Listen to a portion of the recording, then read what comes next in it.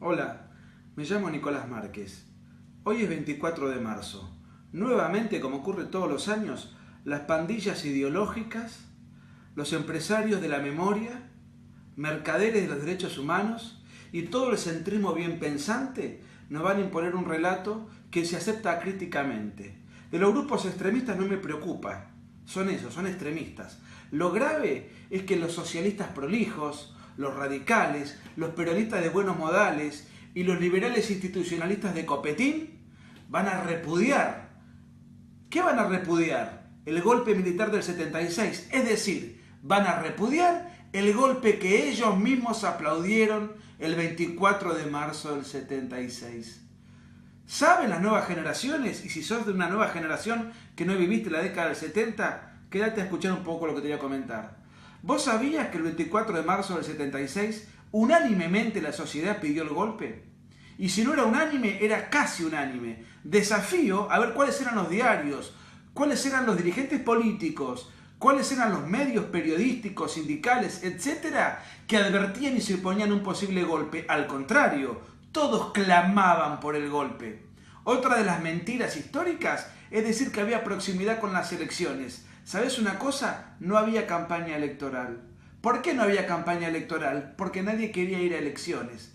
¿Por qué no querían ir a elecciones? Porque nadie se quería hacer cargo de una situación inmanejable de guerra civil que estaba viviendo el país. ¿Por qué estaba el país viviendo guerra civil? Porque el Ejército Revolucionario del Pueblo, que tenía 7.000 combatientes, quería dominar y tomar la provincia de Tucumán para separarla del Estado argentino. Era la segunda organización guerrillera y terrorista más importante del país. La primera, como seguramente habrás escuchado nombrar, eran los montoneros. Entre ambas pandillas, o mejor dicho, entre ambos ejércitos irregulares, llegaron a tener 25.000 combatientes, a cometer más de 22.000 atentados entre 1969 y 1979. ¿Sabes qué hizo el peronismo? Poco. El peronismo gobernaba antes del gobierno militar. ¿Qué hizo para combatir a la guerrilla? Bastante poco. Primero puso al inútil de Cámpora, que duró 49 días y que el propio peronismo derrocó después de la matanza de Ezeiza, aquella trifulca peronista donde hubo 400 heridos. Después vino Lastiri como presidente transitorio, pariente de López Rega, el esposo de la hija de López Rega. ¿Sabés quién era López Rega, no? Un chamán, un gángster, mano derecha de Perón, que se dedicaba a matar gente y a hacer signos zodiacales. Después vino Perón, que a sabiendas de que se moría, nos dejó a la inútil de Isabelita como presidente de la nación. ¿Dónde conoció Perón a Isabel? En un cabaret. Perón fue como borrachín al cabaret. Isabel Perón era la bataclana que entretenía a los hombres bailando el caño. En un cabaret, cito en Panamá, que si mal no recuerdo era el famoso Happy Land Bar. Después vino Isabelita, dominada por López Rega, con el Rodrigazo, con la guerrilla metiendo bombas por todos lados, sin detenidos, sin ningún tipo de institucionalidad para combatir al terrorismo y a la subversión. No solamente había una guerra civil, había un desgobierno, había una situación de anarquía. Por eso todo el país entero pidió que venga Videla. Entonces, los sectores que hoy, 24 de marzo, van a repudiar el golpe, fueron los mismos sectores que un 24 de marzo, pero del 76, apoyaron a libro cerrado el golpe militar. No solamente lo apoyaron y lo aplaudieron y lo fomentaron, sino que además cogobernaron. ¿Querés que te repase de memoria el listado de intendentes durante el gobierno de Videla, a los cuales cada intendente pertenecía a una fuerza política? Porque si hay algo que era ese gobierno, parecía ser un gobierno plural. Sino que lo expliquen los radicales, que gobernaron 310 intendentes durante la gestión de Videla. En mi ciudad, de donde yo soy, Mar del Plata, gobernaba el Partido Socialista. Además, el socialismo tenía embajadas y tenía ministros y tenía una gran proximidad con el último gobierno de facto. Con el anteúltimo gobierno de facto. El último gobierno de facto, recordemos que fue Duhalde, cuando voltearon a De la Rúa. Los mismos que hoy repudian el golpe, que ayer aplaudieron. Seguimos con la lista de intendentes. El Partido Justicialista, que era el partido presuntamente derrocado, tenía 192 intendentes. En apoyo a las Fuerzas Armadas que vinieron a sacar a la papa del fuego a la inútil de Isabel, a López Rega que se había fugado al exterior, estaba prófugo de la justicia, y a toda esa pandilla vil, esa camarilla de inútiles que fomentaron ensangrentar el país. Y ¿sabes una cosa? Los militares cometieron muchos errores.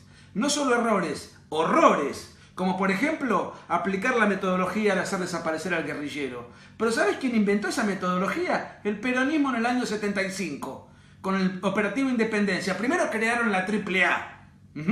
Y una vez que crearon la AAA, como con la AAA no alcanzaba para combatir al terrorismo, el terrorismo que Perón había fomentado desde España,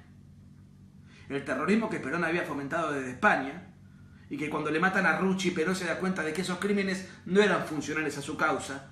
Otros crímenes sí, por eso él aplaudía, pero otros crímenes que ya eran funcionales a su causa, Perón advierte que se le escapa la situación de las manos. Ahí eleva al máximo poder a López Rega. Después él se muere, le importó siempre un pito el país. Nos dejó la Bataclana y al brujo a que comanda en el país, el brujo López Rega. Ahí vino la AAA en todo su esplendor. No pudieron combatir a la guerrilla. Crearon los decretos de aniquilamiento a principios del 75, que ordenaban aniquilar el accionar de los elementos subversivos. Y ahí llaman a las Fuerzas Armadas a que intervengan en el campo de operaciones.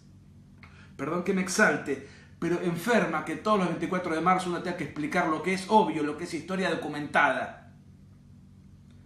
A partir de ahí, a partir de esos famosos decretos, comenzó el fenómeno de los desaparecidos. Un triste fenómeno. A la guerrilla habría que haberla combatida de otra manera, con otra transparencia. Este mecanismo irregular lo creó el peronismo. Desafortunadamente lo continuó luego el gobierno cívico-militar. Pero a la hora de investigar lo que pasó en el pasado, de juzgar lo que pasó en el pasado, no nos olvidemos que acá hay responsables de primer orden. Primero, los que iniciaron el caos, que fue la guerrilla. Segundo, los que combatieron pésimamente mal y diseñaron un pésimo plan para combatir a la guerrilla, que fue el peronismo. Tercero, fue la clase política que no quiso elecciones, que no quiso hacerse cargo de la situación tampoco como alternativa y que fue a golpear la puerta de los cuarteles. Y en cuarto orden, los militares, que si hay algo que no quisieron hacer en ese momento, fue un golpe. Trataron todo lo que pudieron de estirarlo. Está recontra documentado eso. Y después los militares tampoco supieron solucionar, combatir a la guerrilla como correspondía. Habría que haber dado otra transparencia. Pero si vamos a hablar del 24 de marzo, tratemos de hablar de la verdad histórica y no de una memoria hemipléjica impuesta en gran parte por las madres de los guerrilleros y terroristas, que luego se convirtieron en empresarios de la memoria y defendieron, en nombre de sus hijos revolucionarios, el latrocinio más grande de la historia argentina, que fue el robo sistemático y generalizado de bienes públicos y privados que se interpretó y se llevó adelante durante los felones años kirchneristas, años en donde las pandillas ideológicas dejaron de luchar por la revolución y se hicieron eco, parte y comparsa de la revolución estructural. Son todos millonarios los constructores y difusores del relato. Hoy, 24 de marzo, no sé qué es lo que hay que festejar. Es un feriado turístico, que cada uno lo interprete como quiera. Yo, más que una interpretación, te cuento hechos documentados.